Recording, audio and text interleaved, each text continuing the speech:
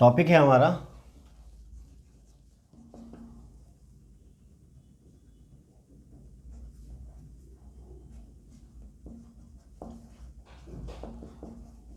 Forfeiture of shares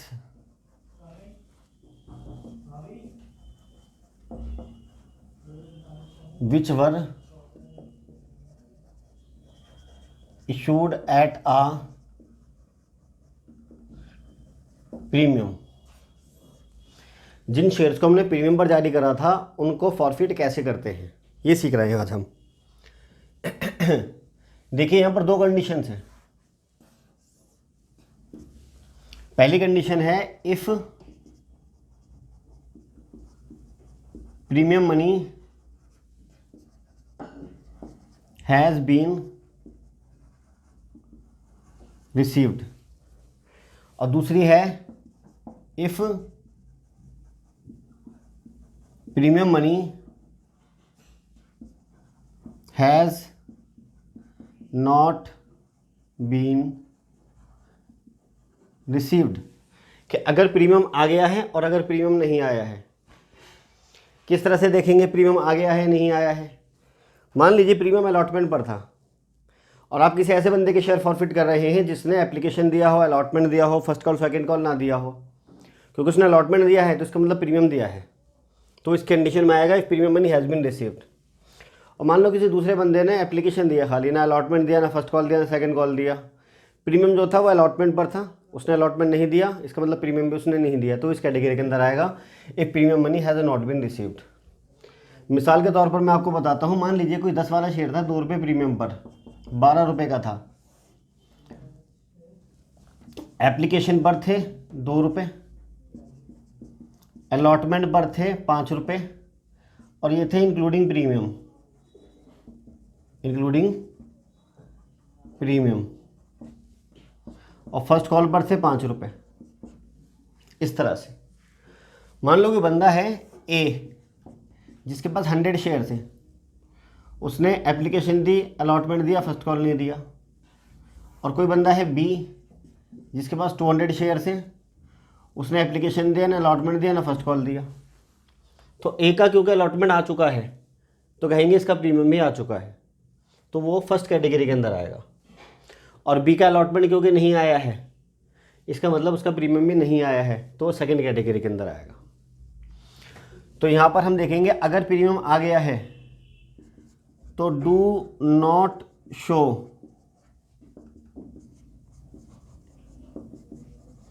securities premium account in the entry of forfeiture के entry में premium को show नहीं करेंगे।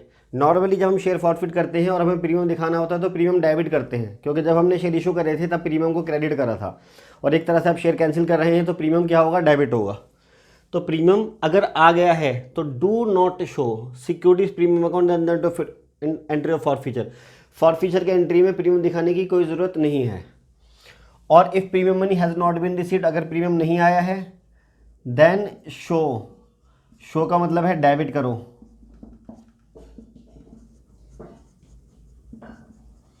Securities premium account in the entry of forfeiture.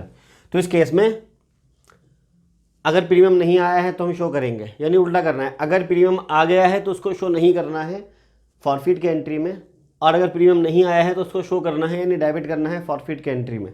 ये बात ध्यान रखिएगा। इस पर बेस्ड एक एग्जांपल कर रहे हैं जिसके अंदर हम इन दोनों केसेस को देखेंगे।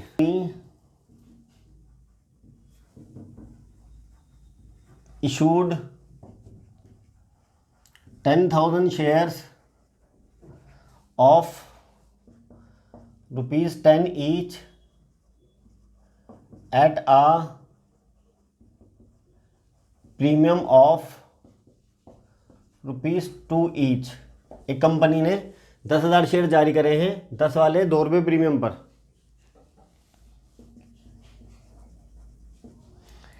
Payable as follows.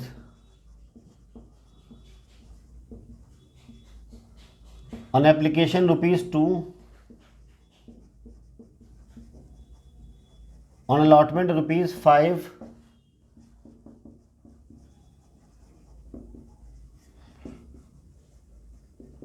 including premium. On first call ₹5। इस तरह से कंपनी ने पैसे मांगे। तो यहाँ पर हम 2 केस करेंगे। Case first, a share holder holding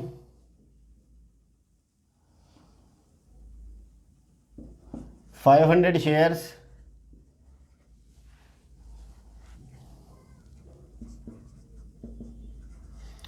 failed to pay the allotment and first call money. एक शेयर होल्डर जिसके पास 500 शेयर थे, ना तो उसने अलॉटमेंट दिया ना फर्स्ट कॉल दिया।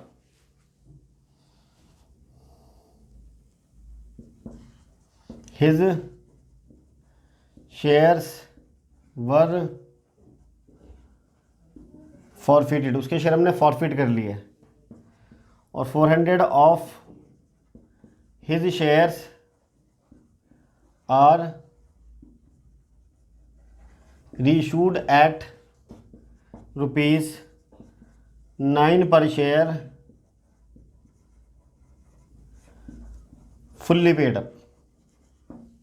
और उसके हमने 400 share ₹9 per share fully paid up पर इशू कर दिए।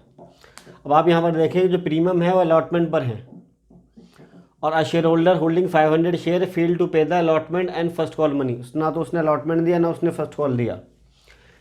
क्योंकि उसका अलॉटमेंट नहीं आया है, इसका मतलब उसका प्रीमियम भी नहीं आया है। और प्रीमियम अगर आ जाता है तो शो करते हैं, शो आ जाता है तो शो नहीं करते, नहीं आता है तो शो करते हैं। क्योंकि उसका प्रीमियम नहीं आया है तो हम शो करेंगे। हम फॉरफिट के एंट्री में सिक्योरिटीज प्रीमियम अकाउंट डेबिट करेंगे। चलिए पहले इस केस का सॉल्यूशन करते हैं। देखिए डायरेक्टली हम मेन वाली एंट्रीज कर रहे हैं, फॉरफिट की, रीइशू की और कैपिटल रिजर्व की। 500 शेयर हमें फॉरफिट करने हैं। जब भी शेयर फॉरफिट करते हैं हम तो शेयर कैपिटल अकाउंट को डेबिट करते हैं, शेयर कैपिटल अकाउंट डेबिट। और हम फॉरफिट कर रहे हैं 500 शेयर्स। और क्योंकि हमने सारे पैसे ही मांग लिए हैं तो कॉल्ड अप वैल्यू सारी हो गई 5000 रुपये 10 के हिसाब से। और क्योंकि प्रीमियम नहीं आया है, उसने अलॉटमेंट नहीं दिया है, इसका मतलब उसने ये दिया ना ये दिया ना ये दिया। क्योंकि अलॉटमेंट नहीं दिया है इसका मतलब प्रीमियम भी नहीं दिया है। मैंने आपको बताया था प्रीमियम आ जाता है तो उसको शो नहीं करते हैं, और अगर प्रीमियम नहीं आता है तो उसको शो करते हैं। यानी क्योंकि अलॉटमेंट पर प्रीमियम अलॉटमेंट नहीं आया है इसका मतलब प्रीमियम भी नहीं आया है तो हम शो करेंगे। यहाँ पर हम सिक्योरिटीज़ प्रीमियम को डेबिट करेंगे, सिक्योरिटीज़ प्रीमियम अकाउंट डेबिट। और 500 शेयर पर 2 के हिसाब से 1000 to share forfeiture account. Forfeiture में वो पैसा आता है जो पैसा आ चुका होता है। क्या आया खाली उसका एप्लीकेशन आया ₹2 का, इसके अलावा उसका कुछ नहीं आया।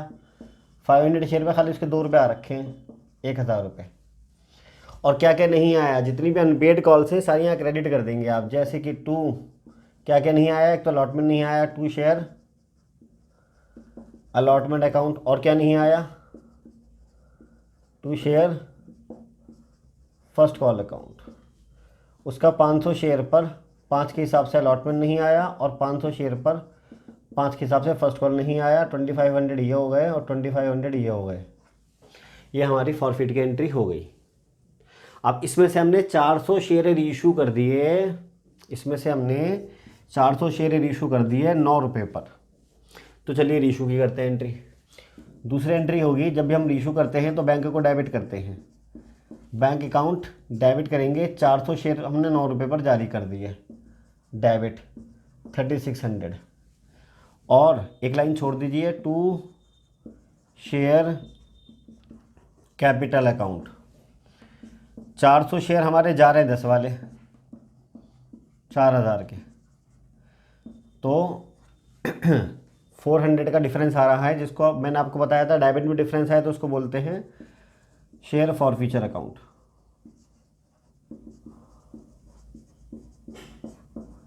400 इंटू 1। अब हमें कैपिटल रिजर्व की एंट्री करनी है। वो एंट्री होती है share forfeiture account debit to capital reserve account. मैंने क्या बताया था आपको, इस वाले फॉरफीचर को इस वाले फॉरफीचर से कंपेयर करना है। प्रत्येक शेयर पर कितने का फ़ायदा हुआ था आपको? 2 रुपये का। 2 रुपये आपने कमाए, रीशू करते समय 10 वाला आपने 9 में जारी कर दिया, कितने का लॉस हो गया आपको? 1 का। 2 रुपये कमाए, 1 रुपया गवाया, कितने बचाए? 1। रीशूड शेयर कितने हैं? 4। तो हमेशा जो मल्टीप्लाई करेंगे कैपिटल रिजर्व निकालने के लिए रीशूड शेयर से करेंगे। तो 400 रुपये का आपका कैपिटल रिजर्व आ गया। ये हमारे केस फर्स्ट का सॉल्यूशन हुआ। चलिए अब केस सेकंड देखते हैं कि केस सेकंड क्या था। मान लीजिए केस सेकंड में अलग डेटा लेते हैं थोड़े से। केस सेकंड में another share holder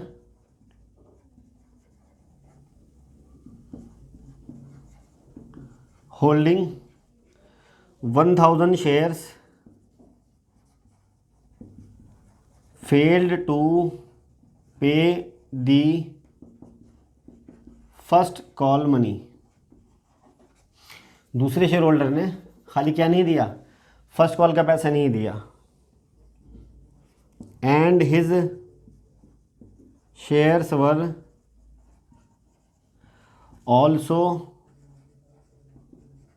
forfeited. 700 of his shares are reissued at ₹8 per share fully paid up. जब भी देखो लिखा होता है ना fully paid up, fully paid up, तो फुल्ली पेड अप का मतलब होता है कि जब भी आप रीइशू करेंगे तो यहाँ पर फुल वैल्यू आएगी। यानी अगर जैसे 9 पेड अप होता तो 9 पेड अप लिखा हुआ होता, बट 10 पेड अप है तो 10 पेड अप नहीं लिखेगा, वो लिखेगा फुल्ली पेड अप। जब भी फुल्ली पेड अप लिखा हो तो यहाँ पर फुल वैल्यू आएगी रीइशू करते समय। ठीक है, चलिए केस सेकंड का सॉल्व करते हैं अब हम। जो दूसरा शेयर होल्डर था उसके पास 1000 शेयर थे, fail to pay the first call money. उसने फर्स्ट कॉल का पैसा नहीं दिया, यानी उसने एप्लीकेशन दिया, अलॉटमेंट दिया, बट फर्स्ट कॉल नहीं दिया। एप्लीकेशन आया, अलॉटमेंट आया, फर्स्ट कॉल नहीं आया। क्या प्रीमियम आया? हाँ आया, क्योंकि अलॉटमेंट पर था प्रीमियम, अलॉटमेंट आया तो प्रीमियम भी आया, तो उसको शो नहीं करेंगे। तो अलॉटमेंट जो 5 का है इंक्लूडिंग प्रीमियम, तो विदाउट प्रीमियम कितना है? 3 का। तो ऐसी स्थिति में आप इसको 2 का मानेंगे, इसको 5 का ही मानेंगे, बट अलॉटमेंट जो है वो 5 का है इंक्लूडिंग प्रीमियम। बट क्योंकि प्रीमियम आ चुका है हमें शो नहीं करना है, तो हम प्रीमियम अलॉटमेंट जो मानेंगे विदाउट प्रीमियम सिर्फ 3 का मानेंगे। यानी हम कहेंगे 2 और 3 5 आ गए और 5 नहीं आए।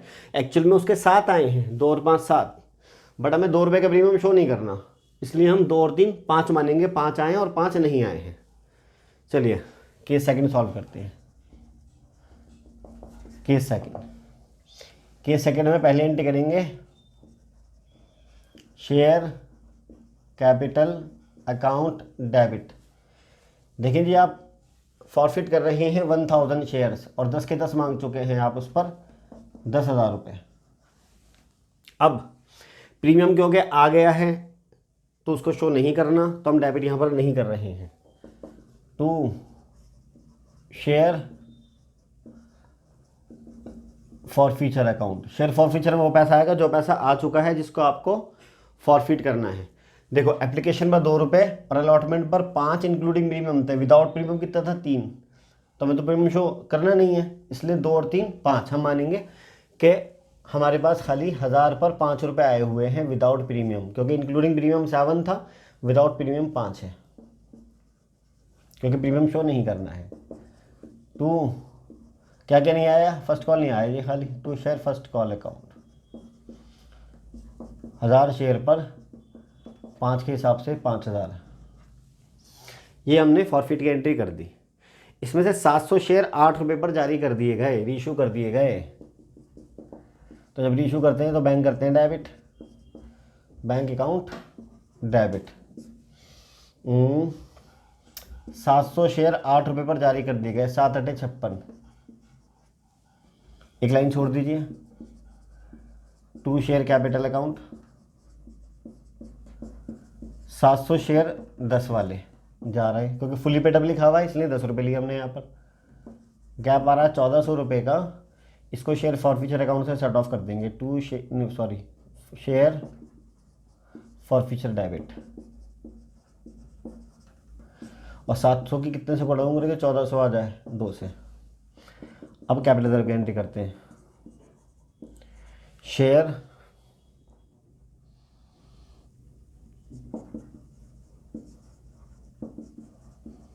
Forfeiture account debit to capital reserve account. देखो जी क्या बताया था, हमें इस फॉरफीचर को इस फॉरफीचर से कंपेयर करना है। यहाँ प्रत्येक शेयर पर आपने कितने रुपए कमाए थे, 5, यहाँ कितने कमा दिए, 2, 5 कमाए 2 गंवाए, कितने बचाए 3, रीशूड शेयर कितने हैं 700, 7 या 2100 रुपये का आपका कैपिटल रिजर्व बना। तो आपने सीखा कि जिन शेयर्स को प्रीमियम पर जारी करा गया था उनको फॉरफिट कैसे करते हैं। अगला टॉपिक है हमारा कि प्रोरेटा अलॉटमेंट। ये सबसे इंपॉर्टेंट क्वेश्चन है 12th के एग्जामिनेशन के अंदर, ये 8 नंबर का आता है, और बीकॉम के एग्जामिनेशन में ये 14 नंबर का क्वेश्चन आता है। पहला ही क्वेश्चन प्रोरेटा वाला क्वेश्चन होता है, तो बच्चे बड़े घबराते हैं प्रोरेटा वाले क्वेश्चन से, तो वो हम सीखेंगे इसके अगले वीडियो के अंदर।